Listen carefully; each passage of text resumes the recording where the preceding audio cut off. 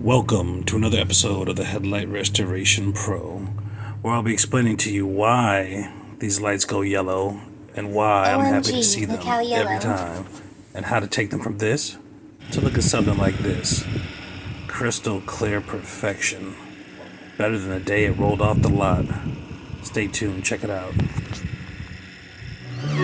The Headlight Restoration Pro. Top-notch quality. High-performing headlights can help a driver identify a potential hazard in just 2 seconds, while it could take up to 6 seconds with poor lights. Let's get down to business. I just wanted to show you this part here so you can clearly get a digest of how yellow these lights are and how dirty this vehicle is. This vehicle's owner was a car guy, had, multiple sick-ass cars, and this particular one is a Lexus Is 250, and the headlights are extremely yellow. Probably the yellowest ones I've done in a while, at least a year. I'm always happy to see these headlights yellow like this. Why? Just because, you see all this yellowness here? For one, this is pretty much just staining. This is just very watered down Windex. It's about 10 to 90%, 10%, cleaner, glass cleaner, not Windex, and, 90% water. Now, as you can see, if you look closely, this yellow stuff is dripping down. When I hit it with this, it's just pulling all this yellow stuff up. Why is that happen? This car hasn't been washed in a while, so it's more noticeable on this. But if you were to spray a chemical solvent, which you should never do on this car, people are spraying oven cleaner and shit like that on vehicles, on these, to do this trick right here. You should never be using anything that is that abrasive to the headlight, for one. For two, if that stuff gets on your paint, what's going to happen? If it just runs underneath this, tape or whatever, or runs down it, I don't see it, you're going to have issues. You can, severely damage the clear coat of the, of the paint. But check out the difference. See how much more clear it already is? Yeah, all of that stuff just bled off. What is it? Is it the headlight surface coming off? Is it, no, it's not. Okay, the headlight surface is hard particle, okay?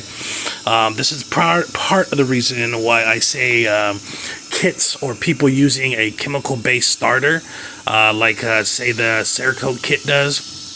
My biggest problem is because it's just a magic trick, and what it does is it cleans and sterilizes the surface, but it does not remove the damage. Now, even though it's clear, these cells are better at these molecules or particles of these very fine particles, like these dust particles smaller than that, are damaged on the surface, okay? So they're not fixed. So when you bleach or you chemically bleach it out, they're not fixed unless you remove them, okay? In a sense, a lot of the times removing it makes no sense. If you're just gonna do chemical removal, that's fine. The only reason why I washed these down is because they had been sitting outside for so long. They were dirty, and this vehicle obviously hasn't been washed in a couple months probably. That's the only reason I did. Other than that, it's irrelevant because you're sanding it down. That's right. Look at all this material coming off. To do a proper headlight restoration, you have to sand all that stuff off. You can't just chemically remove it and do whatever. It's kind of a minuscule step that is very, it's very unimportant, and it's very time consuming and insignificant to try to add that into a method. That's like if you said, hey, I needed a pool dug, right? And you go out there and you dig the first layer up with a shovel. Let's dig it down 5 feet, guys, with the shovel, and then you come in and dig the rest of the 12 feet with the tractor or some shit. What kind of fucking sense does that make? You just wasted your time and energy, right? So, that's the method on that. But what is that stuff that comes up? Okay, and I explained it to people. It's chemical bleaching, it's, and this and that. And what is bleaching? Bleaching is when you pour something on it and it changes the color. You pour chemical on something, it changes the color. It strips the color out, correct? Whether it's clothes, whether you're bleaching your hair, or whatever, it strips the color part of it, turns stuff closer to white or clear. Okay, so what's going on is that these headlights, all right, primarily softer headlights, okay, which are in, the Toyotas, the Lexus is primarily, a lot of Lexuses and other cars, certain Infinities or whatever. You'll notice that, most lights either go there's only a couple ways the lights go. They only go yellow or white. And if you haven't noticed that, most headlight people are going to be tripping out right now because they're going to be like, he's right. I never noticed that. Never thought about that. But only two spectrums happen as far as color in the headlights. White and yellow. Okay, it's usually one or the other. Every blue moon, it's kind of a mixture, or there'll be white with a little bit of spots of yellow, or yellow with a little spot of white. But it's primarily goes white or yellow. That is primarily because of the hardness of the lights. Harder lights are just going to maintain surface damage, okay? They're going to maintain surface damage, and they're going to, that surface damage is going to become a white substance on the actual polycarbonate, not the clear coats or whatnot. That's different. But this light obviously had zero clear coat left, and it's yellow. But the hard ones just obtain that surface damage, and they don't particularly go yellow at all. Why? We're getting to that. It's the same reason why these ones that are extra soft, these Lexus lights are extra soft, go yellow. Okay, it's because the reason why they're extra soft is they have a higher concentration of oil-based, okay, or oil base. All these lights are made out of polycarbonate, okay? 99.9% of the lights out there in the world are made of polycarbonate today, okay? All the new vehicles are made with polycarbonate. It's very rare if you find a vehicle that's made out of something else. With that being said, polycarbonate, once again, is a derivative of a oil process of natural fuels and different kind of fuels and carbons, and which are basically fuels, like it sounds like diesel fuels and stuff like that. It's pretty much a fuel just like diesel, and diesel, in fact, that these things are put through chemical process and made, polycarbonate pieces, whatever, that are then heated up and pressed into these molds. Okay, so they're birthed from oil. Okay, these ones that go yellow, these Lexuses, are the softer ones, have the more heavy concentration of oil still in them, if that makes sense. Okay, so what happens is when these softer ones get heat up after time and time, and there's no clear coat on them or whatever, to protect them or anything like that, what happens is it slowly starts to surface and solidify a little bit, okay, turning kind of liquidy, okay, and pushing itself out to the surface of the headlight and drying, reconstituting on the top of the headlight. And if you don't believe me, then why does it turn to liquid with Windex? Right? Exactly. It turns to liquid. Okay, it's already liquid. It's just dried. Okay, it's like a kind of like if you had any kind of liquid that dries up, whether it's oil or whatever, it leaves a residue behind. That's all it is. So when you introduce the liquid, or these guys are introducing the oven cleaners and stuff like that, it starts running off and it starts chemically bleaching the light. So that's all it is that oil base getting pushed through. And the softer lights, once again, I like to reiterate, I like to repeat myself, because that's how people learn. Okay, if I tell you one time, not everybody gets it on the first time. Okay, but when I drill it into you, you get it. Okay, so that oil base is getting pushed out, and that's what's going on. And when you have a heavily yellow headlight, guaranteed 9 times out of 10, it is I just say that just for if there was some hard light that turned yellow in Egypt or some shit, I don't know. It's just for the sake of argument. But pretty much it's, when they go yellow like that, they are a very soft headlight. And the reason why in the beginning of the precursor, when I said I get happy when I see these cars and I get happy when I see these yellow lights, because these yellow lights and these Lexus lights and any light that goes yellow is going to be a softer base light, which means it is very easy to work with, for one. For two, 9 times out of 10, there's not much clear coat, if any, left on these headlights if they turn that yellow. That means all the clear coat is gone, and these lights have just been baking outside for a long time. And you know, like I said with this one, I wish I could have found a way to show you guys up close. If I would have thought ahead, I would have used a like white rag. But if you replay it and look at it, you can see the color just dripping off of it.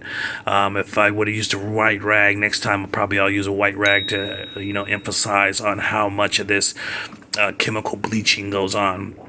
But if you were just to bleach that and you were to polish it out and buff it out and stuff like that, it would turn clear. But the problem is it's almost like a band-aid, or it's not a fix. You're not removing the damage. The damage is still going to be there. Okay, the surface damage is still there. You haven't done nothing to fix it or replace it. Okay, the polishing isn't going to, you know, you can't polish a turd. You can't fix something that's broke per se in this setting, or you know, recurring or referring to headlights and or polycarbonate. You can't just you know, fix it. You have to remove the damage. Is the only way to get to that clean and that undamaged or untainted surface of the polycarbonate. It's almost the same reason why polisher lights, the guys who just polish lights only, or dudes who just spray over bullshit or spray over chemically bleached lights, why their stuff doesn't last as long, is the same principle as like if you were restoring an old school car. Say if you wanted to restore a 69 Camaro like I had when I was like 18. When I purchased it, I actually hired an appraiser to come out to look at it, and what he was looking for was painted over rust, or rust in other places underneath the floorboards, or in the trunk, or hidden places like that. Why? Because people do dumb shit. They take something and make a quick fix, and they'll paint over rust. What happens is the rust keeps growing underneath, and sooner or later, once it comes out again, it's 100 times worse. So you know, it's the same thing with you know, trying to you know, just go over the damaged polycarbonate. You have to remove it and resurface it and repair it in a sense to make a full headlight restoration, and that comes into play with longevity, and it also comes into play with headlight health. It's a major component of headlight health. When I say headlight health, you guys have probably never heard this anywhere before, but it's something I've coined because a lot of people are like, I'm spraying this shit on here and it's going to be crystal clear. Look at how clear it is. Oh, this and that. And then a year later, you got, you know, cracks the size of Grand Canyon going down the side of your headlight, and pitting and warping and stuff because they sprayed some, you know, I don't know, some brick cleaner or brick, you know, clear coat on it or some shit that's not supposed to be on headlights. It's a very sensitive surface. And, you know, as somebody who does work on paint, you know, that does, you know, minor painting, paint chip fix, all these things, polish, buff, and wax, you know, all these things like that, clay bars and these things, and, you know, that does a full high-end detail on vehicles on the regularly, and does even higher restoration work on the outside of vehicles, scratch removals, all those things. I know about, you know, a smidgen of body detailing. It's 100% different working with headlights. A lot of guys only know body shop or whatever, or they've been in the body shop spraying these headlights with whatever they want. It's a totally different ball game. Okay, just think about it. Common Sense Club. How close is a headlight in material, or the surface of the headlight, whatever, to the surface of a painted vehicle? It's nowhere near. If you really think about it, it's nowhere near the same. It's like night and day. It's so different, it's insane. Far as just to touch it with your hands, to work with it, to spray coat it, to, you know, look at it, to how it functions in the sun and the environment. It's so different on every single point of it. It's insane. But a lot of guys who deal with vehicles think it's the same thing. It's the same thing. It's as much different as tires are to an alternator. It's a huge difference. So just a disclaimer there. A lot of guys, and this is from somebody who knows both ends of that spectrum. Okay, as you see there, that's it. That's all it takes to resurface those orange finesse pads, okay? I have a guy who's always asking about how do you resurface, show a video, and I'm like, dude, I showed it like in 10 videos. You might not have caught it, but it's just really that simple. See how fresh and new it is? These pads come extra thick and they're designed to break themselves down. Every blue moon, they will get a little gummy or a little like smooth surface on it. And you just take something kind of abruptly, like, you know, your fingernails or the top of a can or, you know, a credit card or a stick, and just rough the shit up, and it just comes right off. It's that easy. And as you can see, sometimes when I'm hitting these lights, it's just slinging dust. You know, it's that orange pad breaking itself down. It's an amazing pad, and there's no orange pad out there on the market like it. So if you're using 10-cent pads, you know, you're going to get what you paid for. If you buy one of these by itself, it's probably like $7-8. Don't fall for it and buy those ones that they have places for $30 or whatever. I buy them in bulk. I get a case of these, so they're quite cheap for me. But anyhow, they're definitely worth it. Like if you buy those little ones on Amazon that are like, you know, you get 28 for, you know, $3. Like, you're just fucking with yourself. You can only be as good as, you know, your materials, okay? You can be the greatest guy in the world, the greatest headlight restorer in the world, but if you have shitty materials to work with, you can only do so good, okay? But if you have the best materials in the world and you are a not so good headlight restorer, you're going to be doing better than you could, if you know what I mean. You're going to be doing a lot better. So don't cheat yourself. Get the top-notch equipment and materials if you're going to be doing this, especially if you plan on doing this as a profession, or if you want the top-notch outcomes like this. I mean, look at this. I haven't even sprayed it yet, and I'm not even done with the headlight, but look at it. It looks better already than most people's finished product. Okay, now check it out when I spray it. You're gonna see. And here's the thing with my product, and here's the thing with I don't film every headlight because I'm too busy, and it takes time to put these videos together because I don't want to put out just garbage smut for 3 minutes on a video and just do nothing that nobody cares about. So I take my time and I put these videos together. But pretty much everything that I do turns out this way. My method is very consistent. It's because of my method. You might think, oh, it's because you're a professional and you're just skilled and you're the headlight restoration pro. It is. But at the same time, it is because my method it's like a science. It's a mathematical science. Why I say mathematical science? Because there's a lot of science behind it, and it's in a mathematical format. You do this, you do that, you do this, you do this that way, and then you do that. That's it.